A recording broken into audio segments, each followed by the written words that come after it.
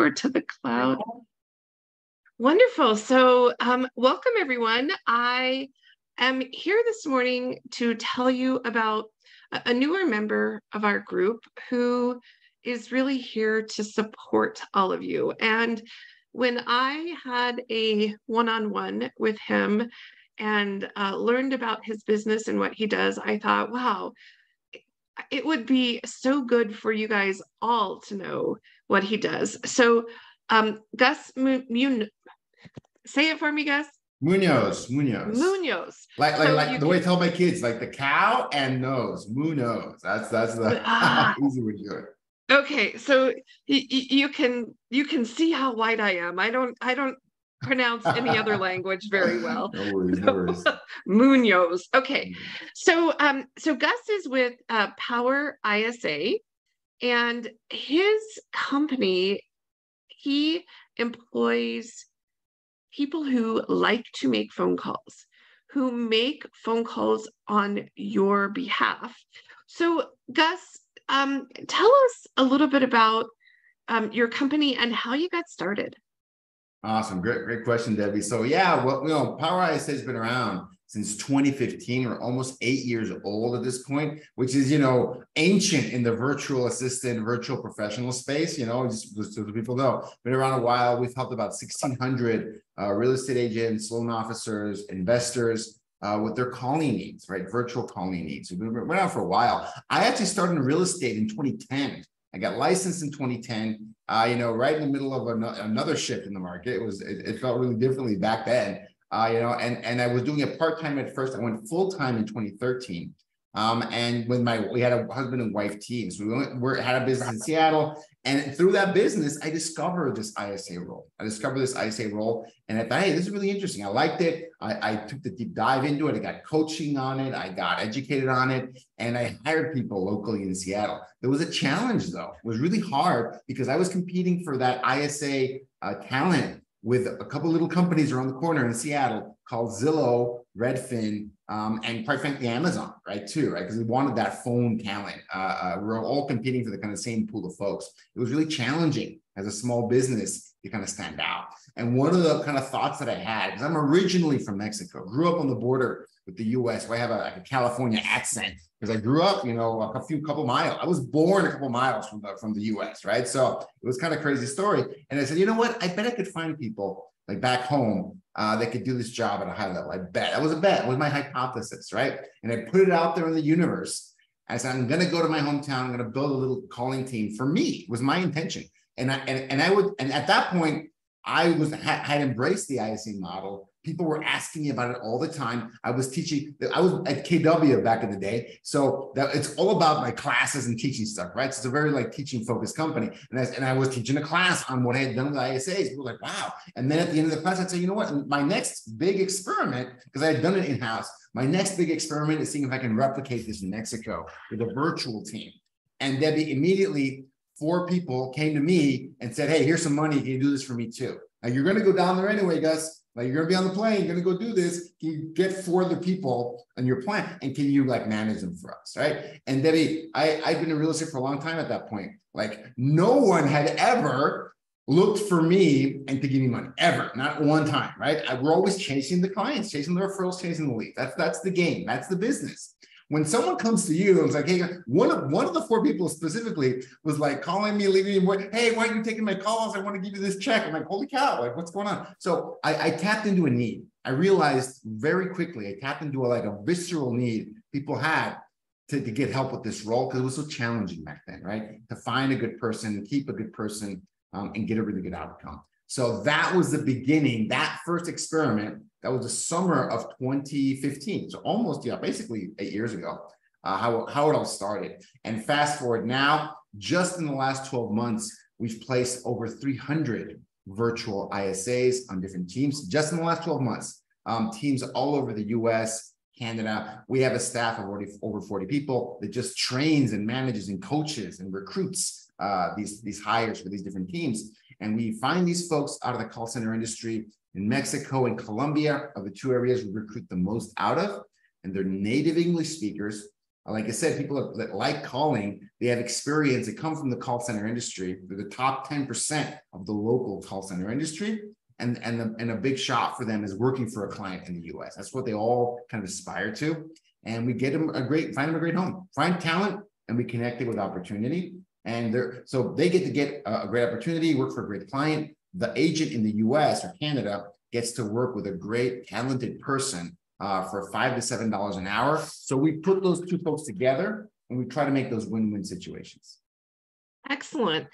Wow, $5 to $7 an hour. You can't touch those wages here in the US, that's for sure. Very, and Debbie, it's not just the wage actually, right? Because typical ISA compensation in the US is probably going to be 15 to 25, depending on where you are, like a high cost of living area or low cost of living area. It's not even the salary that's a challenge.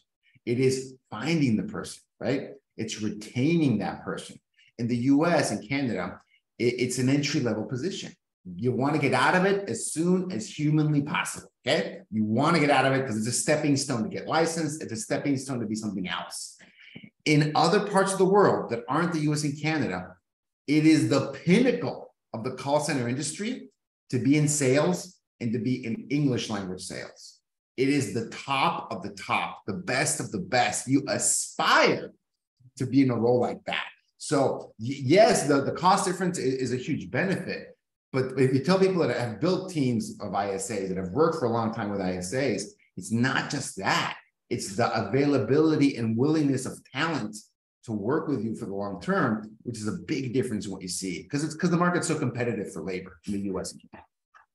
Yeah, definitely. I had a short stint when I was in college of doing telesales for Miracle Ear, and I hated it. So 100%. That it's a meme in the U.S. It's like a thing, right? Oh, a call center job. Oh my God, right? Oh my goodness. Or I don't know if you saw what was it? I'm thinking about. I'm drawing a blank on that movie where the person falls so low they have to go to a call center, like they're 40, and there's a whole thing, a bit about it, right? Oh no, poor guy. I mean, this is a thing. The call center industry is not well seen. It's not an awesome job to have. It's not seen that way, right? Which I think is unfortunate because not every call center job is the same. But having a calling role within a real estate team, I think is an amazing opportunity. But a lot of people don't see it that way. Yeah, agreed. So tell me, guys, when should someone look to hire a virtual assistant or an ISA to do this type of calling for them? Great question. So yeah, I mean, this goes into the heart of, kind of what we do. Why does Power ISA exist?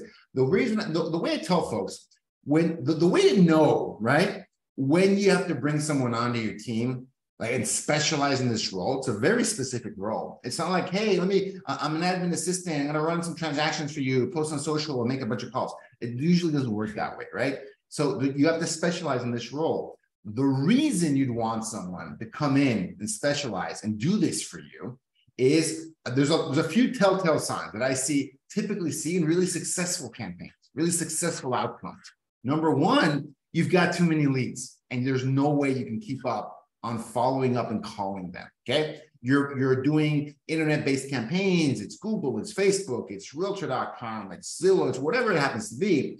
But you see yourself falling short. There's not enough hours in the day to make those calls and make those follow-ups, which makes the agent feel like they're wasting a lot of money on these internet leads. They're having success, they're closing deals, but nowhere near the full potential they feel, right? They're like, you know what, I'm leaving money on the table. They've got a huge database of internet leads. I talk to agents that have 1,500, 2,500, 4,000, 10,000, and I've talked to teams that have 30, 40, and 70,000 leads in their database because they've been doing internet lead generation for a decade or 5 years, 7 years at a high level. So they've got thousands of leads in their database, and they just know that waiting for those leads to pick up the phone and call them is just not a winning strategy, right? And it's not, in case people don't know, it's not a good strategy to do. You got to rekindle, you've got to activate, reactivate those leads a lot of times and find the ones that are the most motivated. And it's very challenging to do that with the automation. And we're at the dawn of all these AI and chatbots, all these things. It might be different a few years from now,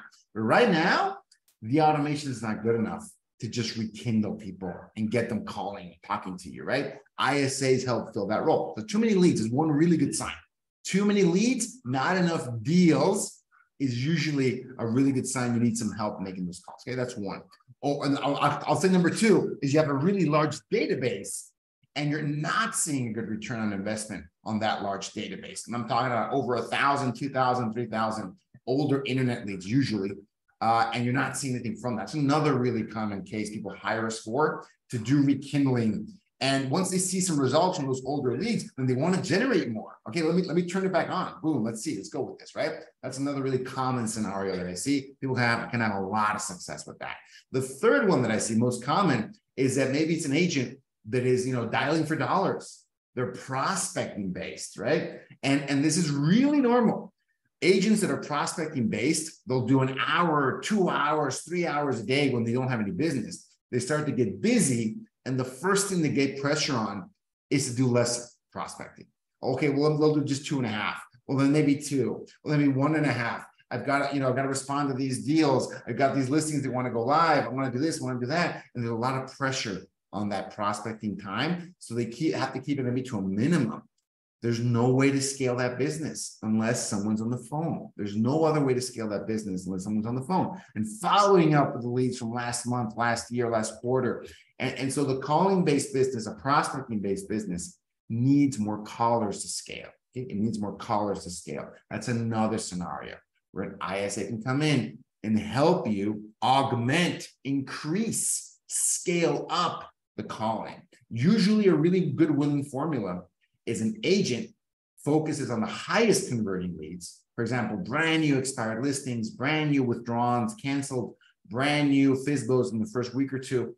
And then everything else is handed off to the ISA, including follow-ups, nurturing, and really, really popular campaigns right now, like absentee owner, older expired, a bunch of different campaigns you can do that agents either don't have the time or don't have the ability to do that with enough hours in the day, right? Especially if they start getting busy. That's the challenge. When you don't have any deals, Debbie, easy problem to solve. Make calls. Call all day if you want, right? Great. You start getting busy, okay, it's really challenging. The market right now, in most markets, they're starved for listings, right? Like everyone's feeling the crunch. We saw May 2023, lowest level of inventory I think that's ever been recorded since they started recording active listings in the US, okay? Like we blew past the last time we saw this, which was December of 21. And I remember December of 21, and no one was happy. Like it was like, oh my God, the market was going nuts. There was nothing for sale. And, listing agents were under stress, fire agents were under stress. It was not a happy time. We're back there. We blew right past it last month, right? We'll see how June ends up, but I don't think it changed significantly from one month to the next. We need more inventory. So what do you got to do? One of the ways to do that, there's many ways. One of the ways is go out, pick up the phone and find more inventory. Give some of these old expired listings the good news. Hey, guess what? We're seeing 60 days of positive price movement. Would you like to know how much you get for your home right now versus last winter, right? I bet you it's going to be better than what you think, right? How about that? So having as many conversations a day like that, an ISA can really help you when you pair up a really good ISA with an agent that's making those calls, and they just need more hand raisers to talk to. That's all they need, because they know how to take those folks to the finish line. So I would say those are the top three. And there's more, but those are the top three. The most successful situations I see typically fall into those three categories. Excellent. So that's funny, because that was going to be my next question, was what's the most popular? So I think you probably just answered it all right there. 100%. And I'll add a little bit more. So, on the inbound internet side, the ones that we see the most, because there's volume of leads, is usually going to be like a Facebook-based real estate campaign, Google pay-per-click real estate campaign, because agents that run those kind of campaigns, they have volume of leads. I think if you're running something like a Zillow or a Realtor.com, you don't really have like a volume of leads at that, and maybe not even conversion rate, who knows, right? It's a tough market. But usually what we see are agents that are running Facebook-based campaigns, Google pay-per-click-based campaigns. They're the ones that need the help, right? Because they have volume of leads. They have volume of leads versus like a Zillow or Realtor. That's really common. And on the prospecting side, I mentioned it briefly, absentee owner, old expired, canceled, withdrawn, aged for sale by owner, and the tried and true circle prospecting. If people don't know what that means, it is dialing around an open house. It just listed, it just sold. And if you don't have any listings, like a lot of agents do, just calling high value neighborhoods where you have a lot of buyer leads in, right? Like, hey, you know what? I've got 15 people, right? And this is really true for a lot of agents right now. I've got 10 people looking for a home in this neighborhood, right? And I'm just trying to do right by them. Do you know anyone that might be thinking of selling? I'm just trying to help out 10 families that want to move into the area. Who do you know, right? And by the way, have you have any plans on maybe relocating in the next year? And just kind of shut up and see what they say. And just doing that a couple hundred times a day to find one person willing to share and say, okay, you know what, maybe. And then start a conversation from there, right? So that's the most popular kind of campaigns that we see. So when someone hires your company, do they usually hire them to work for a certain amount of hours a day, to make a certain amount of phone calls? How does that usually work? Awesome. Great question. So typically we want to bring people in like a full-time. We offer it as a full-time position. There's part-time and full-time available. We have both options available. But I'm gonna go with the most common case. Usually people get hired for 40 hours a week, right? So depending on if it's, you know, $5 to $7 an hour, it's like 200, 250 a week, right? It's what it's going to cost. And that schedule, what we recommend is that it's continuous hours, right? So the most common one is going to be 8 a.m. to 4 p.m. for like that prospecting-based campaign. A lot of the internet-based campaigns, the lead follow-up campaigns, tend to be later in the day, like an 11 to 7, a noon to 8. So usually it's one of the two. They either start around 8 a.m. local time or end at about 7 or 8 p.m. local time. It's usually one or the other. You don't really see a lot of campaigns that are like 9 to 5. It's a little bit, because, you know, why? Because people pick up the phone more when it's earlier or when it's later. That's usually the way it works. So we usually recommend one or two of those schedules. And the best, and here's another thing, Debbie, the best callers want to work the schedules too. The best talent wants to work, right? Continuous hours, Monday through Friday, and we can get, you know, great results from that. That's usually what you want. And on the performance side, you asked the question about like, what's the typical like throughput output that you want? The real answer is that it kind of depends on the campaign, but I'll give you two examples. One, if you're doing outbound prospect, right? You're pounding the phone, you're looking for people, depending on what kind of list you're calling, it can be from 1 to 200 calls a day on the low end, single line, pounding the phone, to 300 to 500 calls on the high end, because you're using some kind of automation, right, on that calling list. So something and you know, and people in the group have questions about like dialers and data. I can go, you know, more deep into that. I don't want to geek out on this call, but you know, I'm an expert on those things, like on the calling and the setup and the technology and the lists and everything. So you can always ask me a question like that. I'll be looking for questions like that to add some value within the group, because I have a lot of, you know, I have like a whole YouTube channel full of like questions people really ask really commonly, and I'd love to jump in and add some value for that. But that it kind of depends on the campaign. On the prospecting side, that's the range. If you're on the internet lead side, it's a little bit different, right? Because that's like more of a static list. Typically want to see like 100, 200 outbound dials a day, roughly. And are they doing texting, right? That can be another factor. But we want them talking to at least 20 to 30 new conversations every day.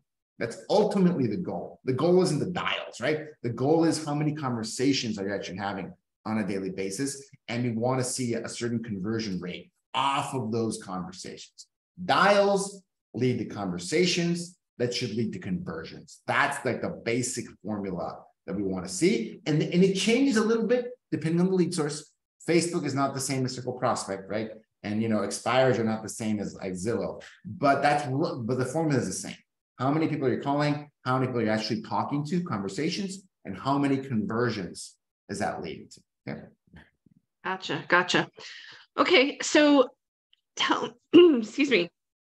I think you've given us a lot of examples, but tell us what you feel makes your company different than any of the other virtual assistants or calling companies out there.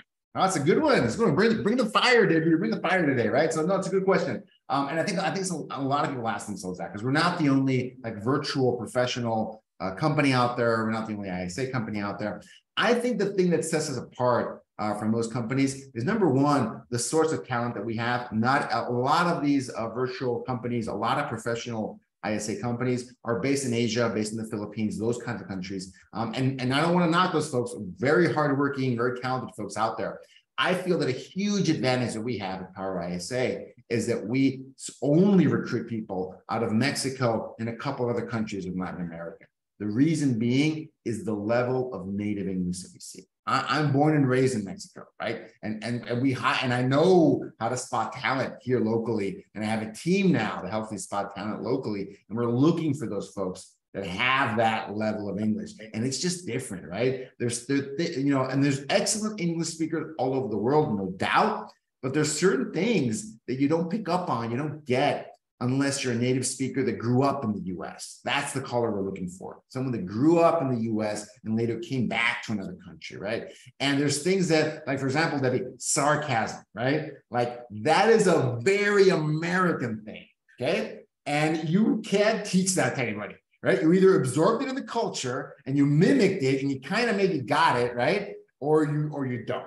Right. And so a big issue I see of callers, other parts of the world is they don't pick up on that. Like, they think that, hey, I got you a $1 million listing appointment, Mr. Agent. Oh, let me listen to that call. And the guy said, would you like to list your home? I will for $1 million, like, in a very sarcastic, tone. Right. So, little things like that, small issues like that, and I think make a big difference when it comes to outcomes, So I think number one, our talent that we recruit from is that there's no other countries in the world that have the largest amount of US native English speakers than Mexico and Colombia. They're number one and number two. And everyone else is just not close, not even comes close, right? So that's one big differentiator. The other one is that we've been around since 2015 and have done this thousands of times. Okay, like finding talent, training them, coaching them, recruiting them, helping you launch these campaigns. There's no one out there, and I can say this with a lot of confidence, no one out there that has done ISA for real estate the amount of times and the amount of successful times that we have done it, right? So that's another big differentiator. And I can definitely see, as an agent, I would be confused. Well, you know what? This ISA company does this ISA company does that. I mean, it's all the same, right? I'm telling you, it's not the same. It's not. It's like doing one thing really well for a couple of months and feeling you're an expert, and doing something really well for going on a decade and feeling really good about that, right? So I think that's a big difference, right? So if I had to kind of like bring it down to that, I'd say those are the two biggest differentiators between us and a lot of other companies out there. Gotcha. So I think one last question, and that is, if I knew that I needed your service, but I don't really know how to start, or I just know that I need help making these phone calls, and I reach out to you, do you have someone who's gonna kind of give me some guidance and tell me maybe what I need, because you don't know what you don't know, right? Correct. 100%. And actually, when you call into our team, what we call that meeting is a consultation, right? Because the answer, actually, this is a really good point, Debbie. I'll go through this really briefly, but the answer might not be an ISA, actually, right? So here's some reasons you should not hire an ISA. And my team can actually help you come up with these, right? Number one, if you're a brand new agent, the likelihood that if you're a brand new agent in your first year in real estate, that you need someone to help you call is almost zero. Okay, folks? It's just that's why we don't work with brand new agents. We're like, you know what? We're not a good fit for you. Yeah, but take my money. Here you go. Like, I know, but your likelihood of success is just very, very low. It's very low. And again, there's always exceptions to that rule for sure. But in general, that's just not a good demographic for us to work with, because you're so new in the business. Number two, another reason is that you want to hire an ISA so that you get off the phone and you have a lot of call reluctance, okay? An ISA is not the solution to call reluctance. It's not. It's actually going to make it worse, because if your ISA is successful, you're having more conversations over the phone, okay? They're not the level one conversation. The ISA is helping you get those out of the way. But you have to have more conversations with people that are raising their hand that need more information. So if you actually have some of this call reluctance, the ISA is only going to make it worse. They want you talking to higher value people, but talking to people every day, right? So someone that wants to hire an ISA and get off the phone, no longer just attend listing appointments after that, it's not a realistic expectation. It's just not a realistic expectation. Your ISA does a lot of that grunt work, a lot of that grind work, but you got to grab those hand raisers and know how to take them to the finish line, right? And you cannot abdicate that responsibility, right? You can delegate one level of it, the ISA level, but you can't abdicate the rest of the story and use that as a reason to be successful. It's not going to work out. I've seen it so many times. And you know what? We now try to identify, you know what? How successful are you on the phone right now? How is it working for you? Because if you're only a referral and recommendation based agent, you need something else first. And ISA is not the first thing you should get, right? So that's another reason. So there's a lot of reasons why you should. And we try to consult with people on this, okay? We try to consult with them and tell them, okay, great. And if they're not one of those like pitfall cases, let's give them some ideas on how to use their ISA. How large is their database? Have they ever tried outbound prospecting? Is it more inbound lead generation? We had an agent in Seattle that had I've never seen this before, a personal database. People that, again, this is coming from them, that if they called, texted them, they know who they were, of 30,000 people, okay? Wow. 30,000 people that could identify an agent and their brand, their team, okay? Which I'd never seen that before. And they had hired an ISA their only purpose was to call this person's personal sphere, which happened to be 30,000 people, right? Very popular, that kind of a unique case, right? But just there, they hired that person in there. Okay, that was a little bit different because they are a referral and recommendation-based business. It's just that their referral database is massive. And immediately 1 to 2 appointments daily from a campaign like that, right? Because all they needed was some leverage, adding some help to a system they already knew worked, right? That is, if I had to put it in a nutshell, you plug in an ISA into something you know works. You just need to add leverage to it. You need to add more calling time to it, more follow-up calls, more everything. If you plug in an ISA into a system you have no idea if it works or doesn't, there's too many factors that can help you fail. There's too many. There's the scripting and the data and the dialer and your own execution and the listing appointment and the buyer presentation and all these things that can go wrong. It's just really challenging to get a good outcome from a situation like that. Or you can run into a situation where it's the blind leading the blind, right? So there's a lot of things that can potentially go wrong. I have a lot of pride in our sales team and our onboarding team that help agents identify what does work, right? Help them identify the winning path, the winning formula on how to best utilize an ISA in each one of these cases. Excellent. I love it. So I think that everyone on this who's watching this can see your passion, and I can get a good feel for what they should expect when working with you. I think that's I think we're going to put a cap on it and call it a wrap, because you've given us a lot of information to really consider when to hire, when not to hire, that kind of thing. Will you, once we get done with this and hang up, will you please make a comment on the live in the Facebook group with your contact information? I want to make sure that people know how to get a hold of you. Because maybe you sparked something for someone who is been struggling to make all of the phone calls. There's just not enough hours in the day, and they really need your help. So yeah, 100%. You can definitely help out with that. I'll drop it. And you know what? I think we should even build out like a little, I haven't even thought about this. We should build out a landing page for the Facebook group. So we can go, hey, this is just for you guys. You're coming from the group, real estate agent referral network. Would love to help everybody out. So yeah, definitely. I'll make sure we get that ready, and I'll drop it in as a comment today. Wonderful. Thank you, Gus. I so appreciate your time today. And I'm looking forward to your presence in the group, because I can see already how helpful you are.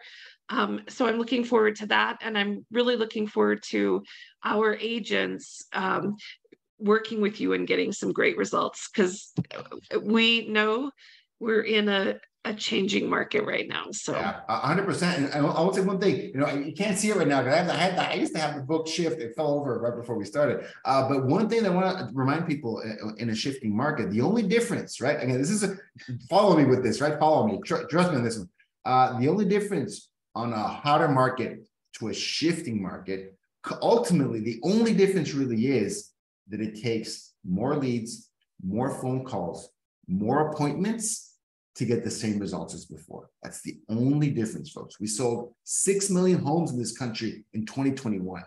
In 2023, we're probably going to sell 4.5, like about roughly at that range, right? So there's less deals to be had, 100%. But there are 9 million sides out there, okay? There are 9 million sides to be had in this market that we're in right now. So you don't, unless you need 1 million of them, right? It's just a question of digging, finding, and looking for those opportunities, because it's not like deals have dried up 100%. I know it feels that way for a lot of folks. It's a challenging year. I understand that. But I always want to tell folks, let's simplify things.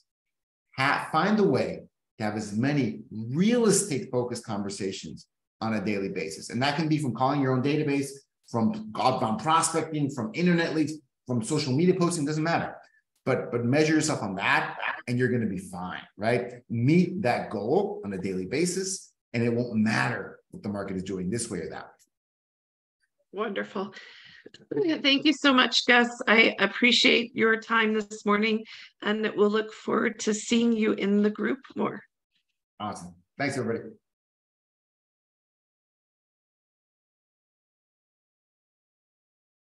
Okay, live stream is stopped.